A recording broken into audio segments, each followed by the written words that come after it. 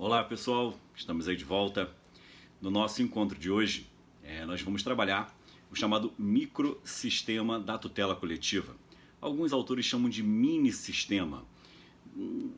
Indiferente aqui, você pode usar tanto a nomenclatura microsistema quanto mini-sistema. A ideia vai ser basicamente a mesma.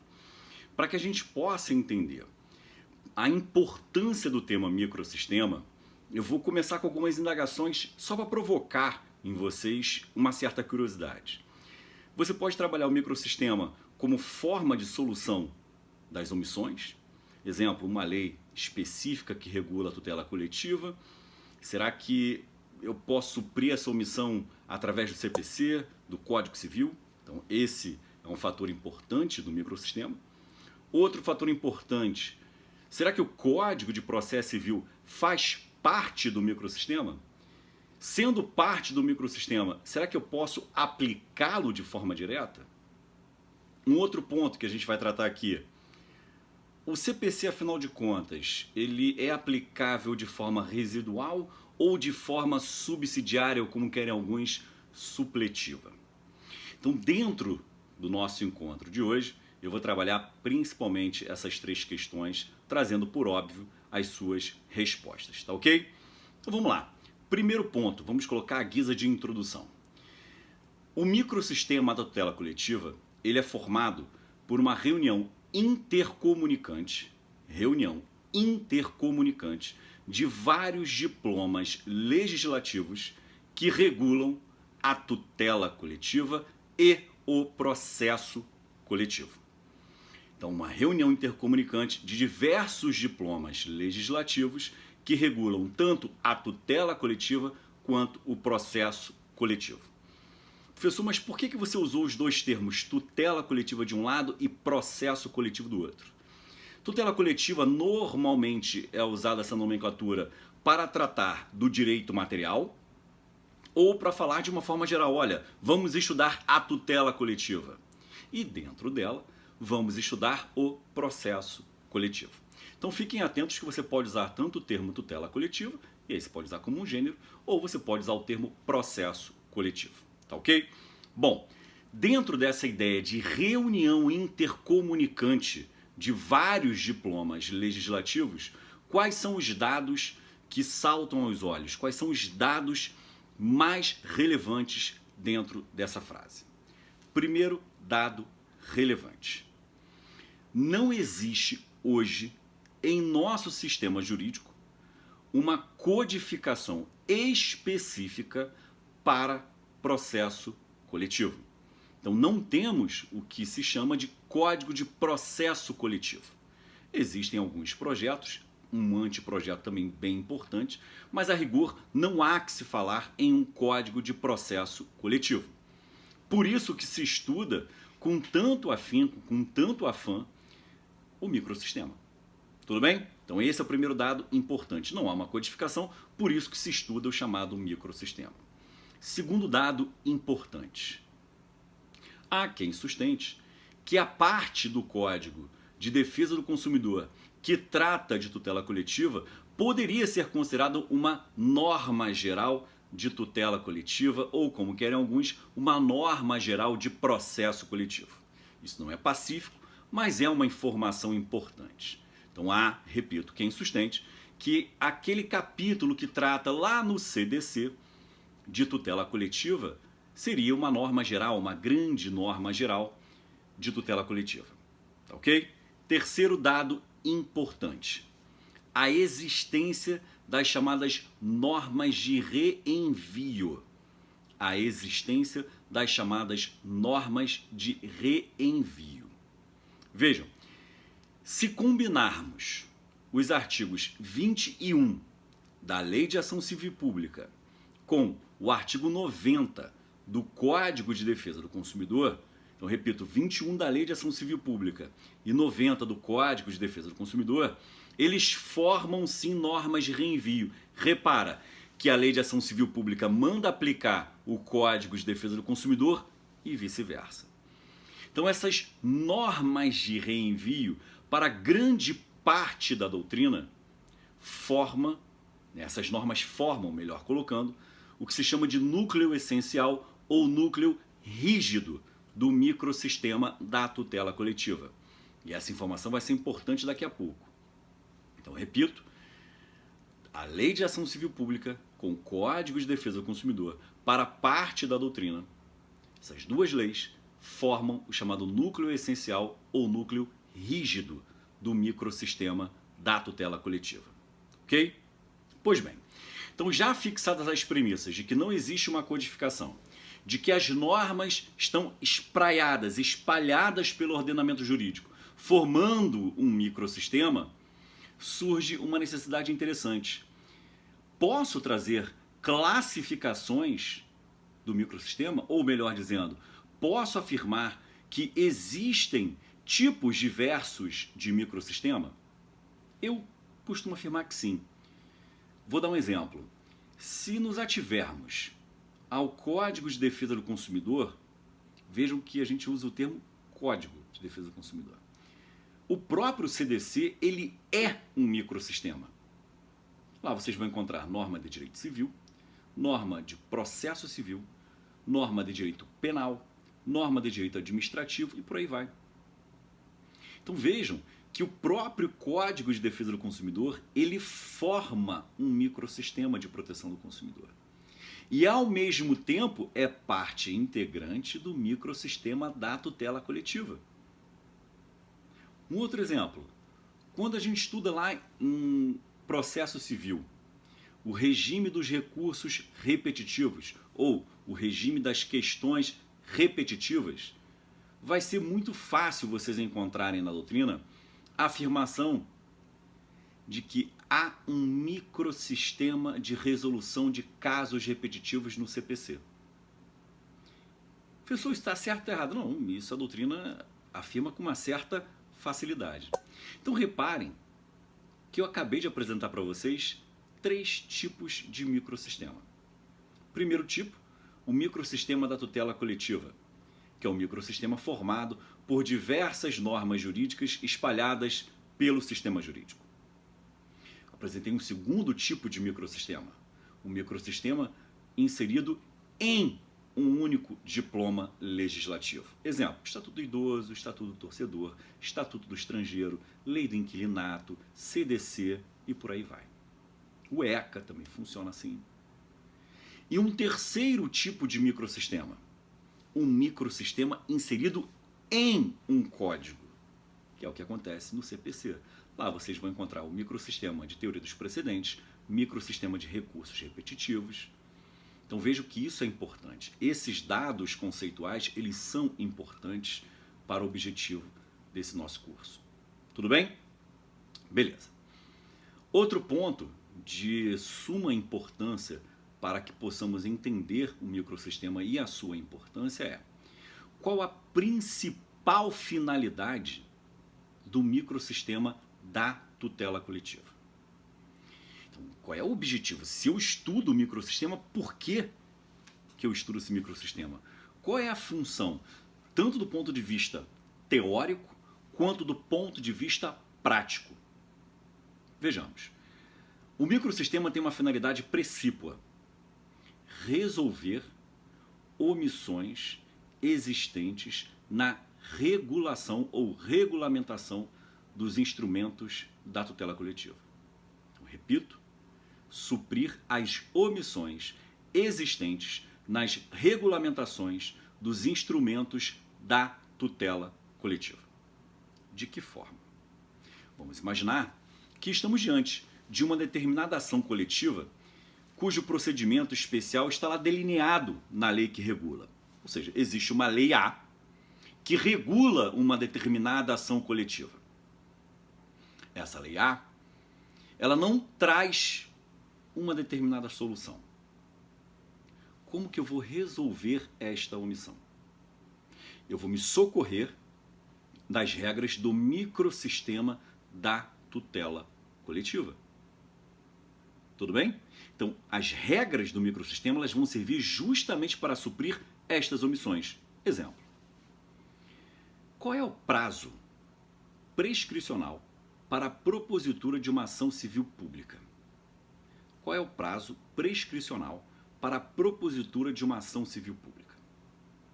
Ah, professor, essa questão é fácil. Eu não estou dizendo que é difícil. Mas dá uma olhada na Lei de Ação Civil Pública. Abra lá na Lei de Ação Civil Pública. Você pode botar essa lei contra a luz, que você não vai achar a resposta. A Lei de Ação Civil Pública ela é omissa.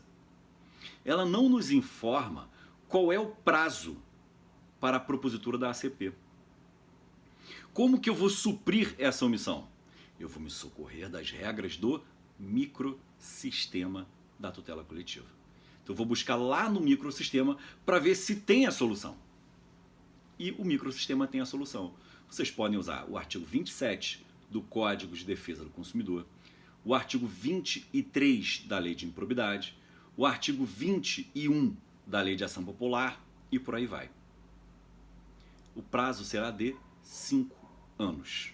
O prazo será de 5 anos. Então vejam que o microsistema ele tem uma importância relevante. A importância é suprir justamente essas omissões.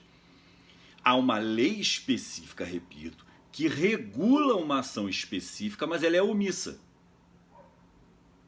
Sendo omissa, eu vou me socorrer das regras do microsistema. Tá ok? Digamos, essa é a primeira etapa para que você possa solucionar essa omissão.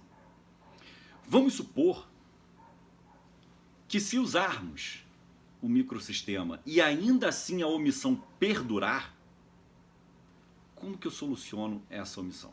Então vejam, existe uma lei específica, regula uma ação específica e ela é omissa quanto a um ponto. Fui no microsistema, não encontrei a solução para esse ponto. Como que eu soluciono essa omissão? Esse é um ponto importantíssimo. Vem a doutrina e sustenta. Se não existir solução prevista no microsistema, devem ser aplicadas as regras previstas no Código Civil e no Código de Processo Civil. Então, Código Civil e Código de Processo Civil. Eu vou usar o Código Civil quando a omissão for referente ao direito material e vou usar o Código de Processo Civil, por óbvio, quando a omissão versar sobre direito processual. Só que aí surge mais um problema. A aplicação do Código Civil e do Código de Processo Civil ocorre de forma subsidiária ou ocorre de maneira residual. Então, ocorre de maneira subsidiária ou vai ocorrer de maneira residual. Basicamente, vocês vão encontrar duas teses. Mas a razão dessa divergência é justamente aquelas normas de reenvio que eu havia falado ainda há pouco. Artigo 21 da Lei de Ação Civil Pública, combinado com o artigo 90 do Código de Defesa do Consumidor. Vejam, senhores, por que é fundamental você saber isso?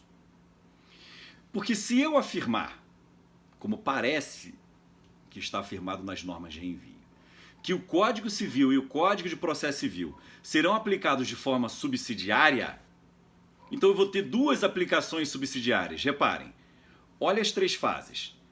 Tenho a lei específica que regula uma ação específica. Ela é omissa. Eu vou para a segunda etapa. Vou buscar a resolução lá no microsistema. O microsistema não traz a solução. Então eu vou buscar no Código Civil ou Código de Processo Civil. Então repara, já tive da primeira para a segunda etapa uma aplicação subsidiária. Vou ter uma segunda aplicação subsidiária nessa terceira etapa. Então, se admitirmos que a aplicação é subsidiária, eu vou ter duas aplicações subsidiárias. Aí vem uma outra visão do tema, que é a visão que eu defendo, por exemplo. Na minha visão, o microsistema é aplicável de forma subsidiária e o Código Civil e o Código de Processo Civil serão aplicados de forma residual. Porque eu só vou usar as normas do Código Civil e do Código de Processo Civil se não houver solução prevista no microsistema. Então reparem que aqui eu já apresentei para vocês duas teses contrapostas. Se eu vou usar de forma subsidiária ou se eu vou usar de forma residual. Tá ok? Um outro ponto que é importante, e vocês podem ficar tranquilos que no material de acompanhamento da aula vai constar expressamente nos slides todas essas, digamos, ilustrações. Fiquem tranquilos que vai estar tudo lá, passo a passo. Mas eu quero que vocês raciocinem o seguinte. Se mantivermos essa ideia de aplicação subsidiária e aplicação residual, surge um detalhe importante. Puxa no Remember. Ainda há pouco eu falei para vocês, existe, segundo parte da doutrina, um núcleo rígido ou núcleo essencial do microsistema. Lembram disso? Pois bem, existe uma tese doutrinária que cria, vamos colocar dessa maneira, que cria uma certa hierarquia entre as normas do microsistema.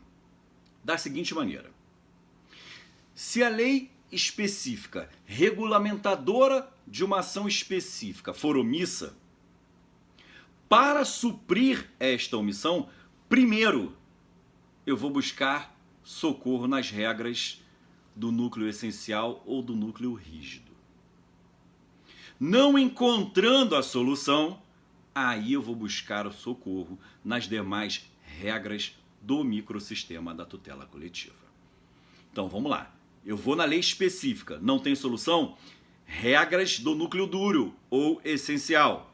Não encontrei? Vou nas demais regras do microsistema. Não encontrei? Código Civil ou Código de Processo Civil, conforme a hipótese. Então seriam 4 etapas e não 3. Tudo bem? E para finalizar o nosso encontro, tem um outro ponto que é um ponto deveras importante para a gente.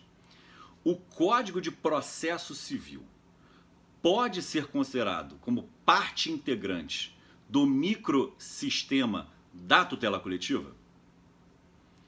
Repito, o Código de Processo Civil pode ser considerado como parte integrante do microsistema da tutela coletiva? Olha como que isso é importante. Se admitirmos que o Código de Processo Civil faz parte do microsistema, eu não vou mais falar em aplicação subsidiária ou aplicação residual. Eu vou começar a falar em aplicação direta, porque faz parte do microsistema. Perceberam a importância? Beleza. Vamos fazer um breve esboço histórico. O CPC de 73 claramente tinha o viés de solução de processos eminentemente individuais. Era totalmente voltado para a solução de conflitos individuais. Razão pela qual posso afirmar com segurança que o CPC de 73 não fazia parte do microsistema da tutela coletiva. Porém, o microsistema da tutela coletiva pode ser comparado, e aí veio a evolução do CPC de 73, pode ser comparado com a solução das questões repetitivas que vieram ainda sob a égide do CPC de 73. Alguns autores pensaram assim, bom, agora que o legislador está começando a trabalhar com resolução de questões repetitivas, eu posso começar a sustentar que o CPC está voltado também para a solução de litígios coletivos. Perceberam aí? Agora veio o CPC de 2015. E o CPC de 2015 tem diversos pontos de contato com a tutela coletiva. Primeiro, a resolução das questões repetitivas. Outra, a notificação dos legitimados coletivos, que está lá no artigo 139, inciso 10. Com base nesse novo formato do Código de Processo Civil, vários autores, eu destaco o principal deles, que é o Fred Didier Júnior, parte da doutrina fala o seguinte, olha, agora eu já posso afirmar com tranquilidade que o CPC de 2015 faz parte sim do microsistema da tutela coletiva, podendo ser inclusive aplicado de forma direta. Então, repito, posso afirmar, segundo essa doutrina, e eu até concordo, posso afirmar que o CPC de 2015 é parte sim integrante do microsistema da tutela coletiva e pode sim ser aplicado diretamente aos processos coletivos. Mormente, as normas fundamentais, a resolução de questões repetitivas, teoria dos precedentes. Tudo bem? Alguns autores ponderam, olha, eu até posso reconhecer que alguns capítulos, que alguns institutos e instrumentos do CPC de 2015 se aproximaram do processo coletivo, razão pela qual o CPC faz sim parte do microsistema. Só que existem outros institutos que são claramente voltados para conflitos individuais, razão pela qual, nesse patamar, o CPC vai continuar sendo aplicado de forma supletiva ou residual, conforme o caso, conforme a tese que você adotar. Tudo bem? Então, pessoal, fiquem atentos a esse tema. Esse tema tem uma repercussão não só teórica, mas como uma grande repercussão prática, porque você pode ser instado a resolver uma questão prática manejando justamente as normas do microsistema. Tudo bem? Então, até a próxima.